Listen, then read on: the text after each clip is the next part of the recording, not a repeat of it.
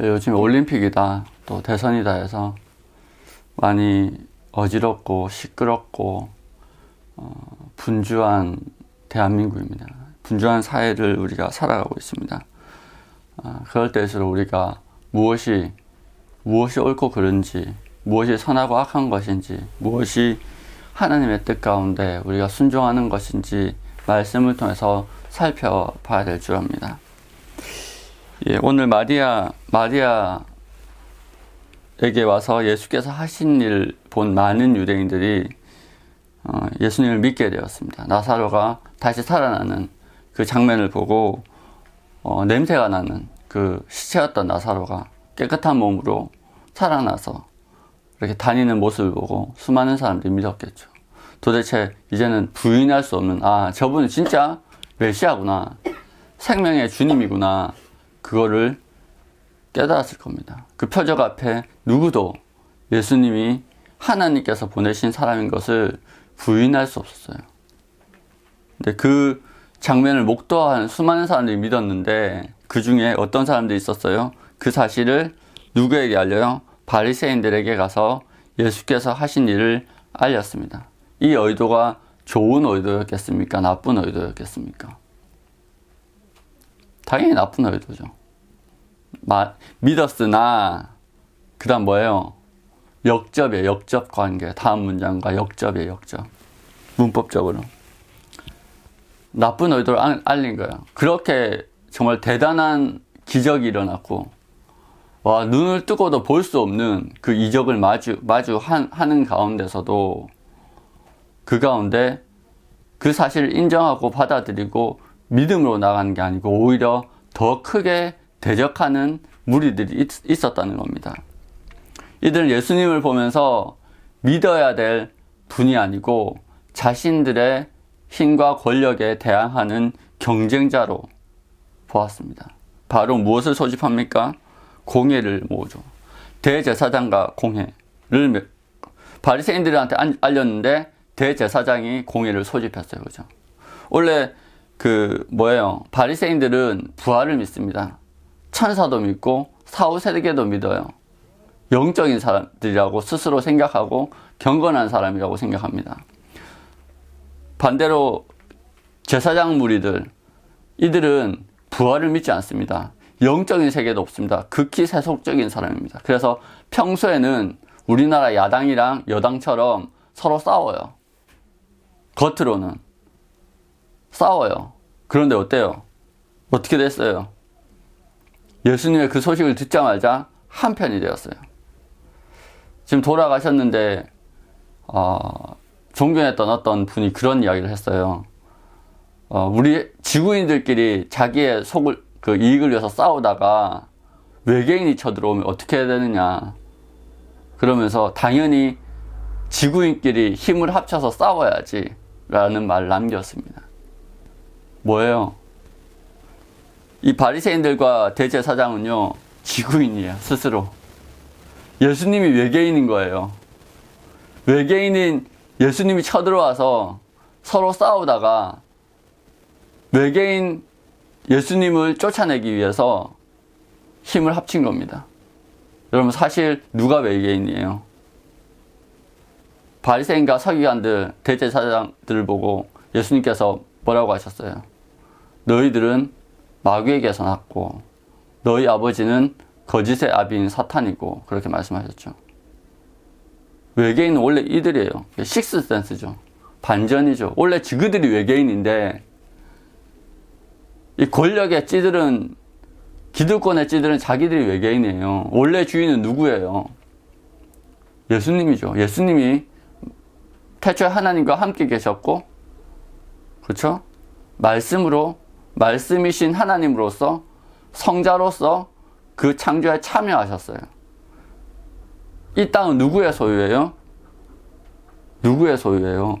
예수님의 소유예요. 하나님의 소유예요.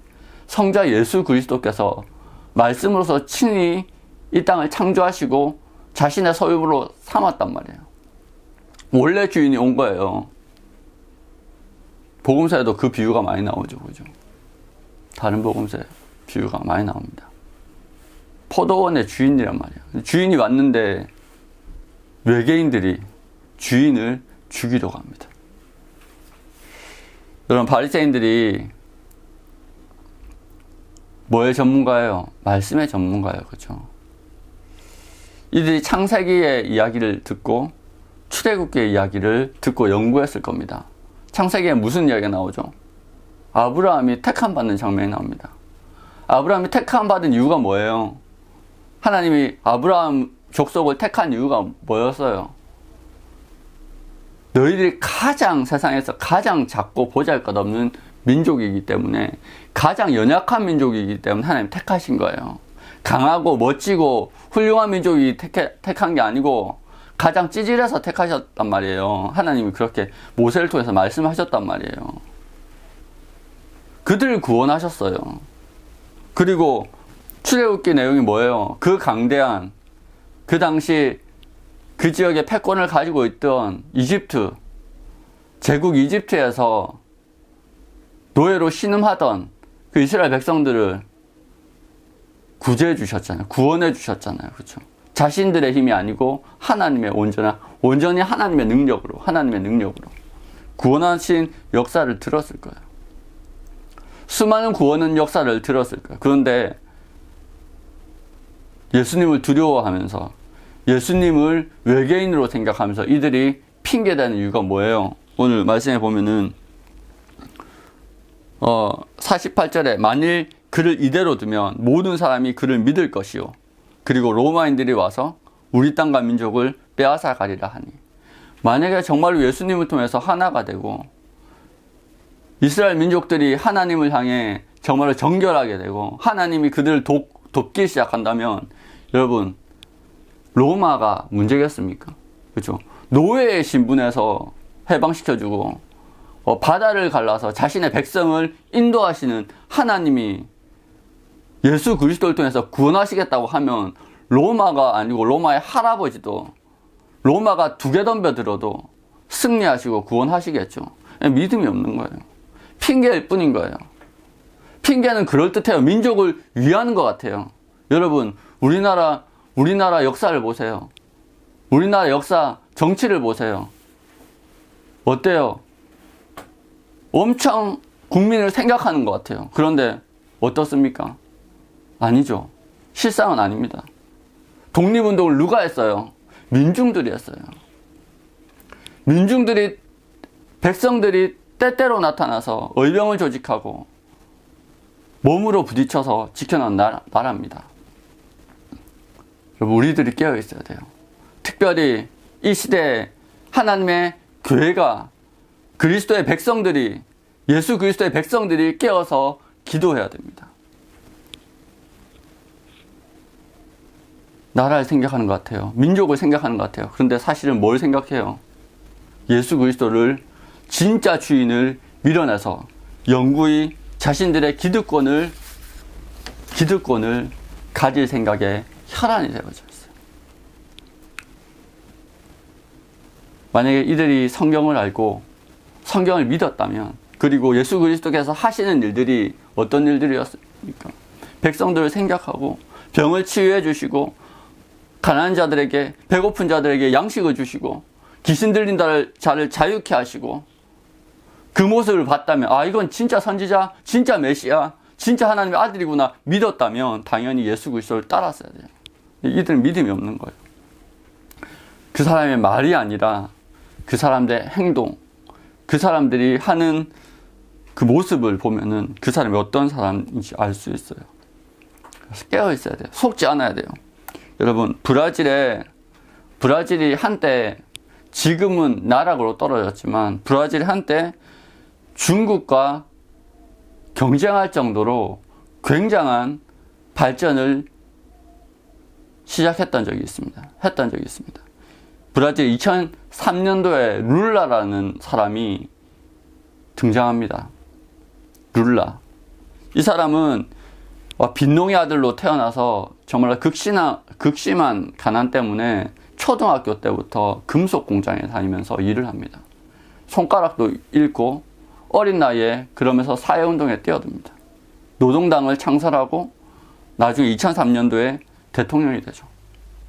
그때부터 빈부의 격차를 줄이고 가난한 자를 돕고 그런 정책들을 시행합니다. 그래서 브라질이 세계 8대 강국 안에 들어갑니다. 8대 강국. 어마어마하죠. 어마어마합니다. 순식간에 10년의 기간 동안 사람들은, 특별히 외신들은 그를 추앙하기 시작합니다. 거의 이런 지도자가 있는 브라질은 정말로 희망이 있다라고 항상 그를 띄워줍니다. 그리고 우리나라도 그를 롤모델 삼았던 적이 있습니다. 그런데 어떻게 됐냐면 그가 2010년도에 집권을 마치고 그 다음 대통령으로 넘겨주는데 그때 쿠데타가 일어납니다. 검찰과 법원과 언론이 하나 되어서 그 사람에게 수많은 혐의를 씌우고 그리고 감옥에 가둡니다. 지금은 무혐의로 풀려났습니다. 그동안 어떻게 되었냐면 사회 안전망은 완전히 무너져 버리고 10년 동안, 그리고 코로나가 덮쳤는데 얼마 전에 외신에 보니까 그렇게 강대국을 향해서, 강대국도 이제 저 나라는 희망이 있다라고 이야기했던 그 나라의 국민들이 쓰레기통을 뒤지고 있는 거예요. 가난해. 그리고 사법권에 의해서 피해받은 사람들이요, 검사와 판사를 복수하겠다고 총을 들고 사냥을 하러 다녀요. 나라가 지옥이 됐습니다. 자기의 기득권을 지키기 위해서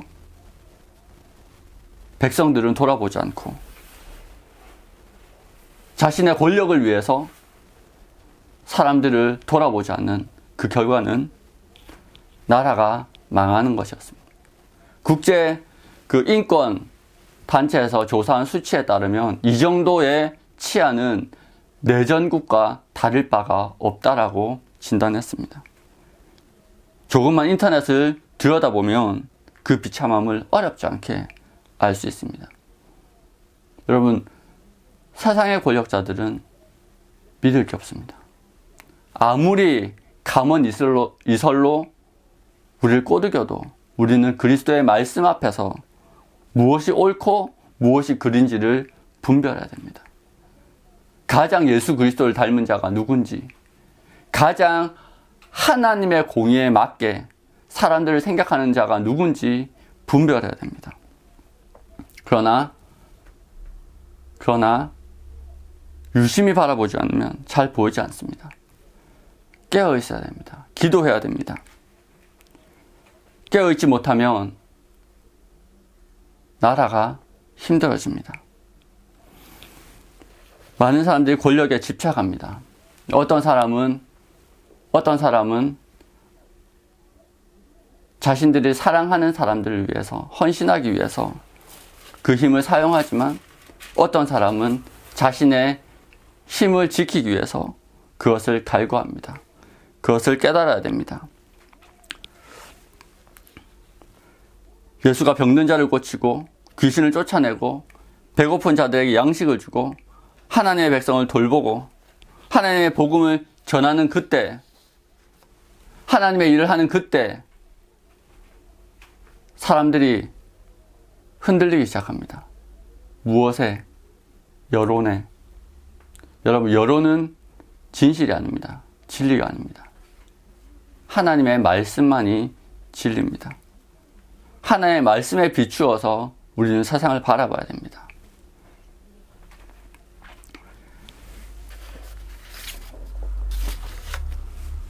예수님이 그들의 음모를 아셨습니다. 그래서 사람들이 있는 곳으로 다니지 않으셨습니다. 그런데 중요한 것은 그렇게 하시면서도 그분은 묵묵히 자신의 일을 하셨다는 거예요. 그리고 중요한 것은 오늘 말씀에 이렇게 나와 있습니다.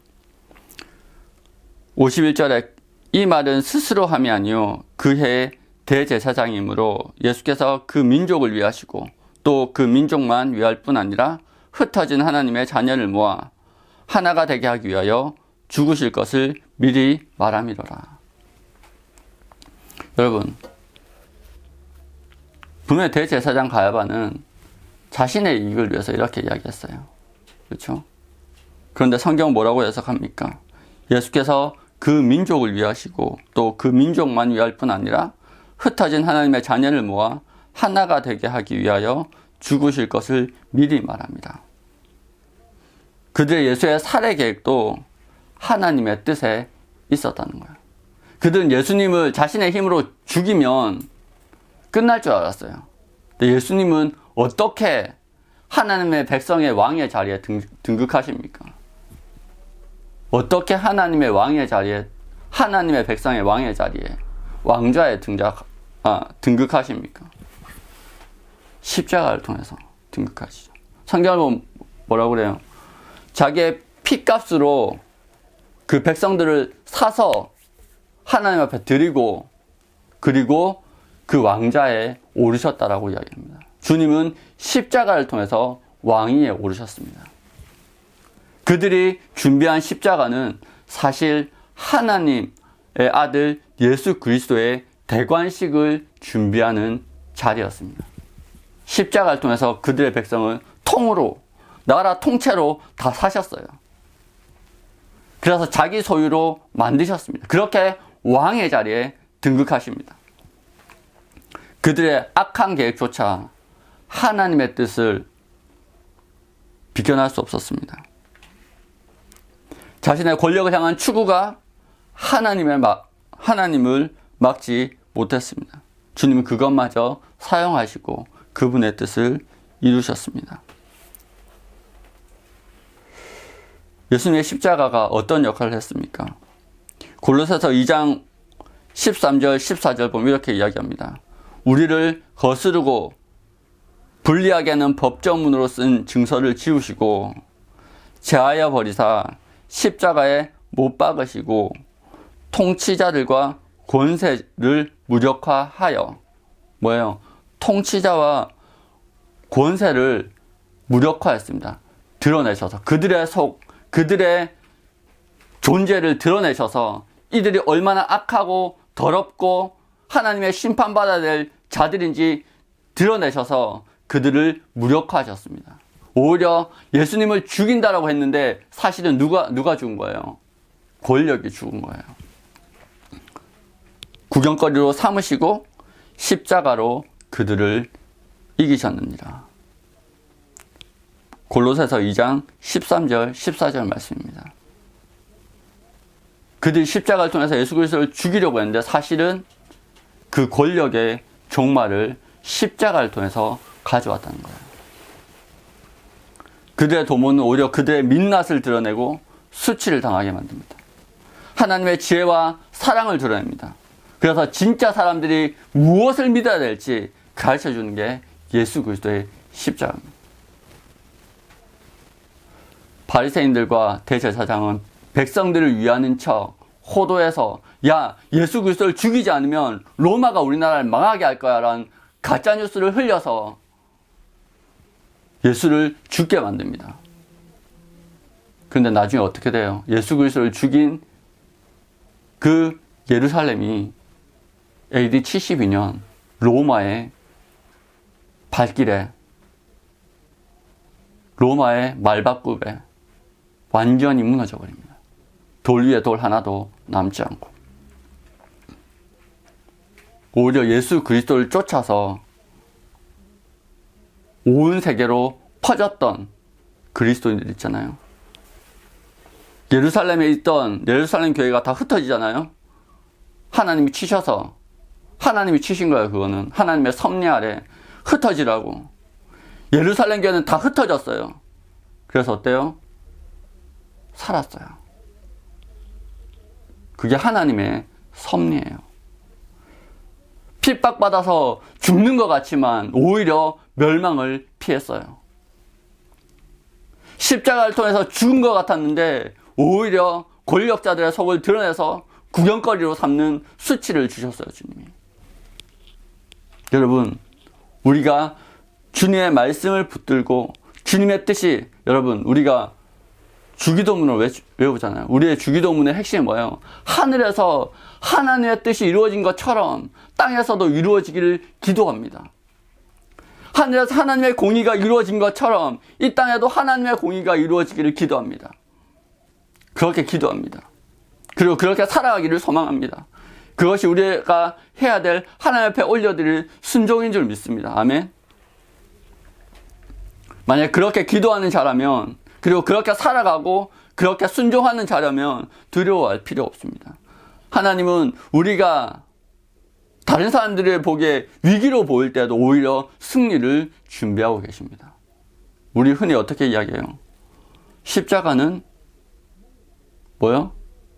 고난으로 포장된 축복이라고. 겉보기에는 고난인 것 같아요. 겉보기에는 시련인 것 같아요. 근데 그 안에는 뭐가 있다고요? 생명이 있어요. 축복이 있어요. 은혜가 있어요. 우리가 주님 안에 있다면, 주님과 동행한다면 그 것은 반드시 승리할 겁니다. 주님이 승리하셨듯이 우리도 승리할 겁니다. 성경을 묵상하는 사람들이 되게 실수를 많이 해요. 특히 현대에 와서 성경을 바른 마음으로 보지 않아요. 자기의 관점으로 보려고 해요. 여러분, 성경은요, 하나님의 관점이 무엇인지, 그거를 하나님 과연 이 말씀을 나에게 왜 주셨는지, 하나님의 관점이 무엇인지 그것을 생각하고 묵상하고 봐야 돼요. 근데 어떤 사람 옛날에 그러더라고요. 어떤 애가 어디서 이제 대학생 선교단체에서 어떻게 배웠는지 모르겠지만 그렇게 이야기하는 거예요. 아니, 대제사장과 바리새인들이 이렇게 했기 때문에 예수님이 선하심이 더 드러나는 거 아니냐. 이 말이 얼핏 맞는 말 같죠. 근데 제가 듣기에는 틀린 거예요. 그럼 너 바리새인처럼 살래? 하나님의 영광을 드러내기 위해서, 더 극대화시키기 위해서 바리새인으로 살래? 물어봤어요. 말을 못하는 거예요. 바울도 똑같은 이야기를 하죠. 죄가 넘친 곳에 은혜가 넘쳤다라고 그러니까 사람들이 이야기하는 거예요. 그러면 죄 지어도 되겠네. 왜 우리의 죄가 하나님의 영광, 하나님의 은혜를 더 많이 드러내니까. 바울이 뭐라고 대답합니까? 우리가 은혜를 더 받으려고 죄 안에 거하겠느냐 말하잖아요. 여러분, 하나님의 뜻은 우리가 하나님 앞에 순종하는 것에 있습니다. 하나님의 진리에, 그 절대적인 진리에 상대적인 관점이 아니라 하나님의 뜻이, 우리를 향한 하나님의 뜻이 무엇인지 분별해야 됩니다. 하나님의 선하시고 기뻐하시는 뜻이 무엇인지 분별하도록 하라. 바울이 이야기하잖아요. 내 말이 아니고 사도 바울이 그렇게 이야기하고 있습니다. 여러분, 우리가 성경을 묵상하고 이 어지러운 시절에, 여러분, 인생은 뭐예요? 항상 선택의 연속이에요. 결정적인 순간에 우리가 세상의 재물, 세상의 가치, 아니면 하나님의 가치, 하나님의 뜻, 하나님의 은혜를 선택. 그 선택과 선택이 계속 이어져서 우리의 인생을 그려나가는 겁니다. 여러분, 우리가 하나님의 말씀 앞에 바로 서서 묵상하면서 그 기도의 때마다 올바른 선택을 하고 올바른 길을 걸어갔으면 좋겠습니다. 말씀을 마무리하겠습니다. 주님은 우리를 위해서 이 땅에 오셨고 돌아가시기 위해서 오셨습니다. 그리고 그 은혜로 말미암아 우리는 하나님을 예배할 수 있는 자리에 왔습니다. 주님이 돌아가신 이유는 우리로 참된 신령과 진정으로 예배를 드리게 하기 위함입니다.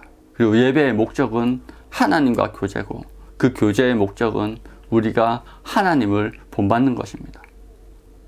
그리고 하나님의 눈으로 세상을 바라보는 것입니다. 그렇게 하나님의 눈으로, 하나님의 관점으로 세상을 바라볼 때 바리새인들과 서기관과 같은 세상을 위한 듯 하지만 위선적인 선택을 하지 않는 진짜 하나님의 백성이 될 수 있습니다. 여러분, 세상의 수많은 그리스도인들이 하나님의 이름은 이야기하지만 위선적인 선택을 할 때가 많습니다. 자기 자신조차 속일 때가 많습니다. 여러분, 그런 부끄러운 일에 참여하는 그리스도인이 되지 않고 하나님의 공의, 하나님의 은혜, 하나님의 복에 참여하는 참된 그리스도인들이 되기를 소망합니다. 기도하겠습니다.